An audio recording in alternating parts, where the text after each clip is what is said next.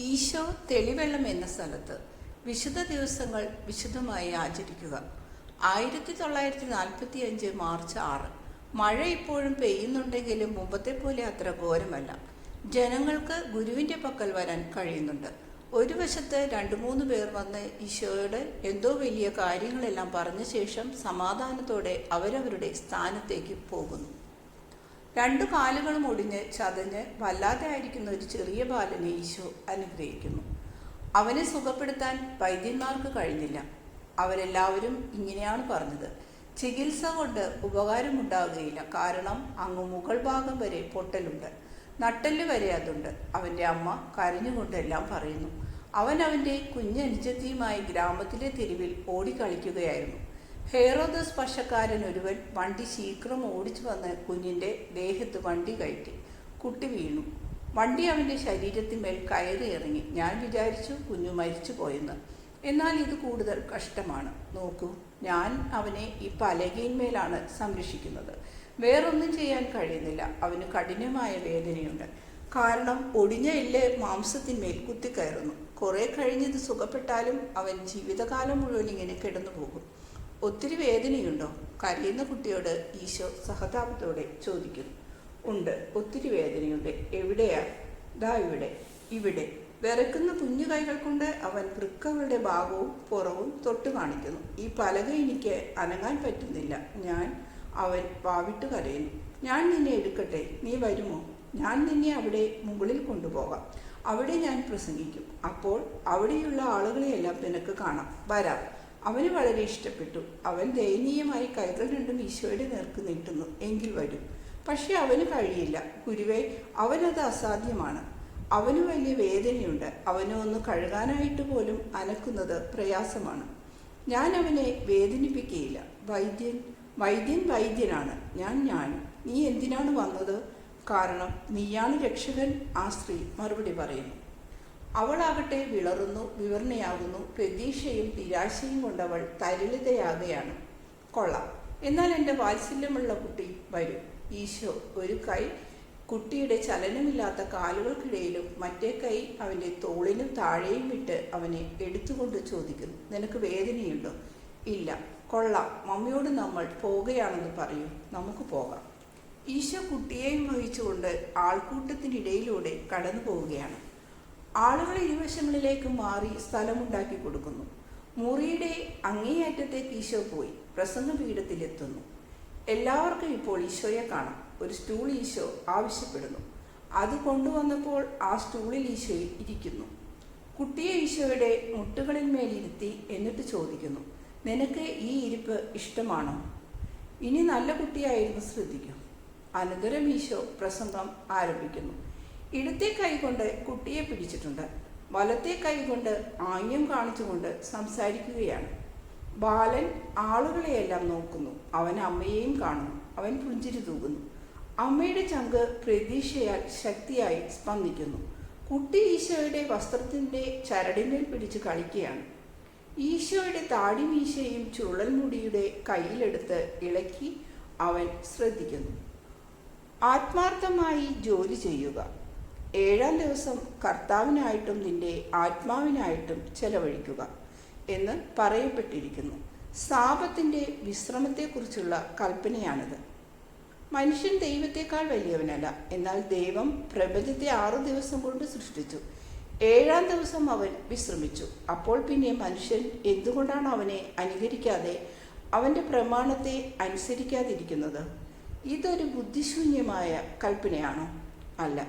ഇത് ശരിക്കും ശരീരത്തിനും ധാർമ്മിക ജീവിതത്തിനും അരൂപിയുടെ ജീവനും സഹായകമായ ഒരു കൽപ്പനയാണ്. സൃഷ്ടികൾക്കെല്ലാം ആവശ്യമായതുപോലെ ക്ഷീണിച്ചൊരു ശരീരത്തിന് വിശ്രമം ആവശ്യമാണ്. വയലിൽ പണിയെടുത്ത കാളക്ക് വിശ്രമം വേണം. അത് വിശ്രമിക്കുന്നു. അത് നഷ്ടപ്പെട്ടു പോകാതിരിക്കാൻ അത് വിശ്രമിക്കുന്നതിന് നമ്മൾ അനുവദിക്കുന്നു. അതുപോലെ നമ്മെ വഹിക്കുന്ന കഴുതയും കുട്ടിയെ പ്രസവിക്കുകയും നമുക്ക് പാൽ തരികയും ചെയ്യുന്ന ആടും വിശ്രമം ആവശ്യമുള്ളവയാണ്. വയലിലെ മണ്ണിനും വിശ്രമം വേണം. നമ്മൾ അത് അനുവദിക്കുന്നു. വിത്തിടാത്ത മാസങ്ങളിൽ മഴവെള്ളത്തിൽ നിന്നും ഭൂമിയിൽ നിന്നും ലഭിക്കുന്ന ലവണങ്ങളാൽ പരിപുഷ്ടമാകുന്നതിന് നമ്മൾ അനുവദിക്കുന്നു. മൃഗങ്ങളും ചെടികളും പ്രത്യുൽപാദനത്തിൻ്റെ നിത്യമായ നിയമങ്ങൾ പാലിച്ച് നമ്മുടെ അനുമതി കൂടാതെ തന്നെ നന്നായി വിശ്രമിക്കുന്നു. എന്നാൽ സൃഷ്ടാവിനെ അനുകരിക്കാൻ മനുഷ്യൻ ആഗ്രഹിക്കാത്തത് എന്തുകൊണ്ട്? ദൈവം 7-ാം ദിവസം വിശ്രമിച്ചു. താഴ്ന്ന സൃഷ്ടികൾ, മൃഗങ്ങളും സസ്യങ്ങളും സ്വാഭാവിക പ്രവണതയെന്ന കൽപ്പന മാത്രം ലഭിച്ചിട്ടുള്ളവ ആ പ്രമാണത്തോടെ സഹകരിക്കാനും അനുസരിക്കാനും പഠിച്ചിട്ടുണ്ട്. ഈ കൽപ്പന ശരീരത്തിനു വേണ്ടി മാത്രമല്ല, ധാർമ്മിക ജീവിതത്തിനും വേണ്ടിയുള്ളതാണ്. 6 ദിവസം മനുഷ്യൻ എല്ലാവർക്കും എല്ലാറ്റിനും വേണ്ടിയുള്ളവനാണ്. തറയിലുള്ള ഒരു നൂല് പോലെ അവൻ മുകളിലേക്കും താഴേക്കും നീങ്ങുന്നു. ഇനി ഞാൻ എന്നെ തന്നെ ശ്രദ്ധിക്കാൻ പോവുകയാണ്. ഞാനൊരു പിതാവാണല്ലോ. ഇന്ന് ഞാൻ എൻ്റെ കുട്ടികളുടേതായിരിക്കും. ഞാനൊരു ഭർത്താവാണ്. ഇന്നത്തെ ദിവസം എൻ്റെ ഭാര്യയ്ക്ക് വേണ്ടി ഞാൻ ചെലവഴിക്കും. ഞാനൊരു സഹോദരനാണ്. ഇന്നെൻ്റെ സഹോദരന്മാരോടൊത്ത് ഞാൻ സന്തോഷിക്കും. ഞാനൊരു പുത്രനാണ്. ഇന്ന് വൃദ്ധരായ എൻ്റെ മാതാപിതാക്കളുടെ കാര്യങ്ങൾ ഞാൻ അന്വേഷിക്കും. ഇങ്ങനെയൊന്നും പറയാനാകാതെ എന്നും അധ്വാനമാണല്ലോ. ഇത് ആധ്യാത്മികമായൊരു കൽപ്പനയാണ്. ജോലി വിശുദ്ധമാണ്, സ്നേഹം കൂടുതൽ വിശുദ്ധവും. ദൈവം ഏറ്റവും വിശുദ്ധിയുള്ളവനും അതിനാൽ 7 ദിവസങ്ങളിൽ ഒന്നെങ്കിലും നല്ലവനും പരിശുദ്ധനുമായ നമ്മുടെ പിതാവിനായി നീക്കിവെക്കണം. അവനാണ് നമുക്ക് ജീവൻ തന്നതും ആ ജീവൻ നമ്മിൽ നിലനിർത്തുന്നതും. നമ്മുടെ പിതാക്കൾ, കുട്ടികൾ, സഹോദരന്മാർ, ഭാര്യമാർ, നമ്മുടെ ശരീരങ്ങൾ ഇവയോടുള്ളതിനേക്കാൾ കുറഞ്ഞ ബഹുമാനമാണോ നമ്മുടെ പിതാവിനോട് നമുക്കുണ്ടാകേണ്ടത്? കർത്താവിൻ്റെ ദിവസം അവന് തന്നെയുള്ളതായിരിക്കട്ടെ. ഒരു ദിവസം മുഴുവൻ ജോലി ചെയ്ത ശേഷം സ്നേഹമുള്ള ഒരു ഭവനത്തിൽ വിശ്രമിക്കുന്നത് സന്തോഷപ്രദമാണ്. ഒരു യാത്ര കഴിഞ്ഞ് ആ വീട്ടിലേക്ക് തിരിച്ചു വരുന്നത് സന്തോഷപ്രദമാണ്. എന്നാൽ പിന്നെ 6 ദിവസത്തെ ജോലി കഴിഞ്ഞ് പിതാവിൻ്റെ ഭവനത്തിൽ അഭയം തേടാത്തത് എന്തുകൊണ്ട്? 6 ദിവസത്തെ യാത്ര കഴിഞ്ഞ് വരുന്ന ഒരു മകൻ നിങ്ങളോട് പറയുകയില്ലേ, ഞാൻ വന്നു, എൻ്റെ വിശ്രമ ദിവസം നിങ്ങളോട് കൂടെ ചെലവഴിക്കാൻ ആഗ്രഹിക്കുന്നു എന്ന് നിങ്ങൾ എന്തുകൊണ്ട് ആ മകനെ പോലെ ആകുന്നില്ല? എന്നാൽ ഇപ്പോൾ ശ്രദ്ധിച്ചു കേൾക്കൂ. ഞാൻ പറഞ്ഞത് നേരായിട്ടുള്ളൊരു ജോലി ചെയ്യുക എന്നാണ്. നമ്മുടെ നിയമം അയൽക്കാരെ സ്നേഹിക്കണമെന്ന് കൽപ്പിക്കുന്നു എന്ന് നിങ്ങൾക്കറിയാമല്ലോ. സത്യസന്ധമായി ജോലി ചെയ്യുക എന്നത് അയൽക്കാരോടുള്ള സ്നേഹത്തിൻ്റെ ഒരു ഭാഗമാണ്. പരമാർത്ഥമായ ജോലി ചെയ്യുന്ന ഒരാൾ പണമിടപാടുകളിൽ മോഷണം നടത്തുകയില്ല, വേലക്കാരനെ കൂലി കൊടുക്കാതിരിക്കുകയില്ല, കുറ്റകരമായി അവനെ ചൂഷണം ചെയ്യുകയില്ല. ഒരു ഭൃത്യനും വേലക്കാരനും എല്ലാം തന്നെ പോലെ തന്നെ ആത്മാവും ശരീരവും ഉള്ളവനാണെന്നും ഓർമ്മിക്കുകയും നിർജീവമായ കല്ലിനോടെന്ന പോലെ അവരോട് പെരുമാറാതിരിക്കുകയും ചെയ്യും. കല്ല് പൊട്ടിക്കുകയോ കല്ലിനിട്ട് ഇരുമ്പ് വടി കൊണ്ട് അടിക്കുകയോ കാലുകൊണ്ട് ചവിട്ടുകയോ ചെയ്താൽ കുറ്റമില്ലല്ലോ. മുകളിൽ പറഞ്ഞതുപോലെ ചെയ്യാത്ത ആൾ തൻ്റെ അയൽക്കാരനെ സ്നേഹിക്കുന്നില്ല. അതിനാൽ ദൈവത്തിൻ്റെ ദൃഷ്ടിയിൽ അവൻ പാപം ചെയ്യുന്നു. അവൻ്റെ സമ്പാദ്യങ്ങൾ ശപിക്കപ്പെട്ടവയാണ്. അവയുടെ ഒരു ഭാഗം ദരിദ്രർക്കായി ദേവാലയത്തിന് നൽകിയാലും അവ ശപിക്കപ്പെട്ടതായിരിക്കും. എത്ര കപടമായ കാഴ്ചകൾ ആളുകൾ അർപ്പിക്കുന്നു! അൾത്താരയുടെ ചുവട്ടിൽ കൊണ്ടുവയ്ക്കാൻ ഇങ്ങനെ ഒരുവൻ ധൈര്യപ്പെടും. തൻ്റെ ആശ്രിതനായ കീഴുള്ളവൻ്റെ കണ്ണീരും രക്തവുമല്ലേ അതിൽ നിന്ന് ഇറ്റിറ്റ് വീഴുന്നത്? ഈ കാഴ്ച മോഷ്ടിച്ചതല്ലേ? അയൽക്കാരനെ ചതിച്ച് സമ്പാദിച്ചതല്ലേ? കള്ളൻ ചെയ്യുന്നത് അയൽക്കാരനെ ചതിക്കുകയല്ലേ? എന്നാൽ വിശ്വസിക്കൂ, ആഴ്ചയിൽ 6 ദിവസം ചെയ്ത പാപങ്ങൾക്ക് പരിഹാരം ചെയ്യാനും തന്നെ തന്നെ പരിശോധിച്ച് സ്വയം നന്നാകാനും പരിശ്രമിക്കുന്നില്ലെങ്കിൽ 7-ാം ദിവസം വിശുദ്ധമായി ആചരിക്കുന്നു എന്ന് കരുതാനാവില്ല. ഇതാണ് വിശുദ്ധമായ ദിവസാചരണം.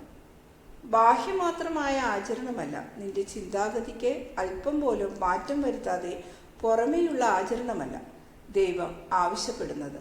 സജീവമായ പ്രവൃത്തികളാണ്, കപടമായ പ്രവൃത്തികളല്ല. നിയമത്തോടുള്ള തെറ്റായ ബഹുമാനം വെറും കാപട്യമാണ്. കപടമായ സാപത്താചരണവും വെറും തട്ടിപ്പാണ്.